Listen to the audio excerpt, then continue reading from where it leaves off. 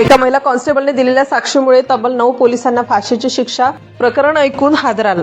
एका पोलीस ठाण्यात त्या रात्री नेमकं काय घडलं होतं? वर्दीतील रक्षकच भक्षक बनले होते का? आणि एका महिलेने संपूर्ण पोलीस यंत्रणेविरुद्ध आवाज उठवण्याचं धाडस कसं केलं? ही घटना आहे सत्याची, धैर्याची आणि न्यायासाठी लढलेल्या एका महिला कॉन्स्टेबलची. तामिळनाडू मधील सथानकुलम पोलीस ठाण्यात 2020 साली घडलेली ही घटना संपूर्ण देशाला हादरवून टाकणारी ठरली. लॉकडाऊनच्या काळात एका साध्या कारणावरून एका पिता पुत्राला अटक करण्यात आली आणि त्यानंतर जे घडलं ते ऐकून आजही लोकांच्या अंगावर काटा येतो. 6 वर्षांच्या लढाईनंतर अखेर मदुराई न्यायालयाने 9 पोलिसांना मृत्यूदंडाची शिक्षा सुनावली. या प्रकरणात एक नाव सर्वाधिक चर्चेत आलं ते म्हणजे कॉन्स्टेबल रेवती.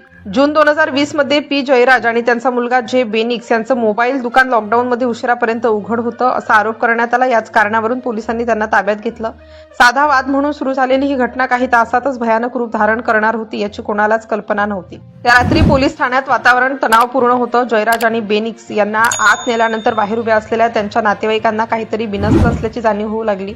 आतून आवाज येत होते, किंचाळण्याचे, वेदनेचे, पण कोणीही आत जाऊ देत नव्हतं. याचवेळी पोलीस ठाण्यात ड्युटीवर होती कॉन्स्टेबल रेवती.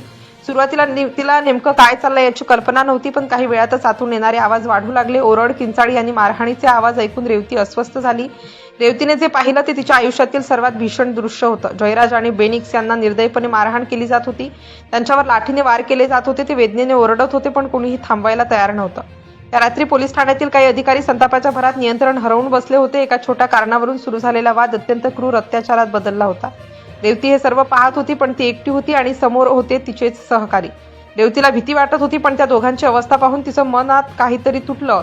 ती पुढे जाण्याचा प्रयत्न करू लागली, पण वरिष्ठ अधिकाऱ्यांनी तिला थांबवलं. तू यात पडू नकोस असं तिला सांगण्यात आलं. तरीही रेवती शांत बसली नाही. ती आतून हादरली होती. त्या रात्रीचे आवाज तिच्या मनातून जात नव्हते. ती पूर्ण रात्र अस्वस्थ होती. पुढच्या दिवशी जयराज आणि बेनिक्स यांची प्रकृती अत्यंत गंभीर झाली. त्यांना रुग्णालयात दाखल करण्यात आलं. काही दिवसातच दोघांचा मृत्यू झाला. या घटनेनंतर संपूर्ण देशभरात संतापाची लाट उसळली. या घटनेनंतर तपास सुरू झाला, पण सुरुवातीला अनेक गोष्टी लपवण्याचा प्रयत्न झाला, पुरावे नष्ट करण्याचे प्रयत्न झाले. मात्र तपास जसा जसा पुढे गेला तसं तसं सत्य समोर येऊ लागलं. याचवेळी कॉन्स्टेबल रेवतीने मोठा निर्णय घेतला. तिने सत्य सांगण्याचा निर्धार केला. हा निर्णय सोपा नव्हता, कारण तिच्यासमोर तिचेच सहकारी आणि तिच्या करिअरचा प्रश्न. रेवतीने न्यायालयासमोर सांगितलं की त्या रात्री काय घडलं होतं. तिने मारहाणीचे तपशील सांगितले. तिने आरोपी पोलिसांची ओळख पटवली. तिची साक्ष तपासासाठी निर्णायक ठरली. रेवतीवर दबाव आणण्याचा प्रयत्न झाला, धमक्या दिल्या गेल्या, पण ती मागे हटली नाही. तिने सत्य सांगण्याचा निर्णय कायम ठेवला. तपासादरम्यान सीबीआयने अनेक पुरावे गोळा केले. वैद्यकीय अहवाल, साक्षीदारांचे जबाब आणि इतर पुरावे न्यायालयात सादर करण्यात आले. 6 वर्ष हा खटला सुरू होता. पीडित कुटुंब न्यायासाठी लढत होतं. प्रत्येक सुनावणी महत्वाची ठरत होती. अखेर 2026 मध्ये मदुराई न्यायालयाने ऐतिहासिक निर्णय दिला. जयराज आणि बेनिक्स यांच्या मृत्यूसाठी जबाबदार असलेल्या 9 पोलिसांना मृत्यूदंडाची शिक्षा सुनावण्यात आली. न्यायालयाने या प्रकरणाला दुर्मिळात दुर्मिळ असं संबोधलं. पोलिसांनी केलेली कृती अत्यंत अमानुष असल्याचं न्यायालयाने नमूद केलं.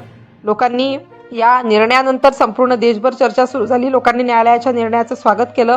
पीडित कुटुंबाला दिलासा मिळाला. 6 वर्षांच्या लढाईनंतर अखेर त्यांना न्याय मिळाला होता. रेवतीचं नाव देशभर चर्चेत आलं. एका महिला कॉन्स्टेबलने दिलेल्या साक्षीमुळे संपूर्ण प्रकरणाला दिशा मिळाली होती. रेवतीने दाखवलेलं धैर्य अनेकांसाठी प्रेरणादायी ठरलं. सत्यासाठी उभं राहण्याचं उदाहरण तिने दिलं. या प्रकरणाने अनेक प्रश्न निर्माण केले. पोलीस यंत्रणेमध्ये सुधारणा आवश्यक आहे का? नागरिकांची सुरक्षा किती महत्वाची आहे? ही घटना केवळ एका प्रकरणापुरती मर्यादित नाही. ही घटना न्यायव्यवस्थेवर विश्वास ठेवणारी ठरली. रेवतीने दाखवले की ती एक व्यक्तीही मोठा बदल घडवू शकते. आजही या प्रकरणाची चर्चा होते, कारण हे प्रकरण आज आणि न्याय आणि सत्य यांचं उदाहरण बनलंय. आणि म्हणूनच 9 पोलिसांना फाशीची शिक्षा आणि त्या निर्णयामागे उभं राहिलेलं एक नाव, कॉन्स्टेबल रेवती. ही कथा आहे सत्याच्या विजयाची, न्यायाच्या लढ्याची आणि एका धाडसी महिला पोलिसाची.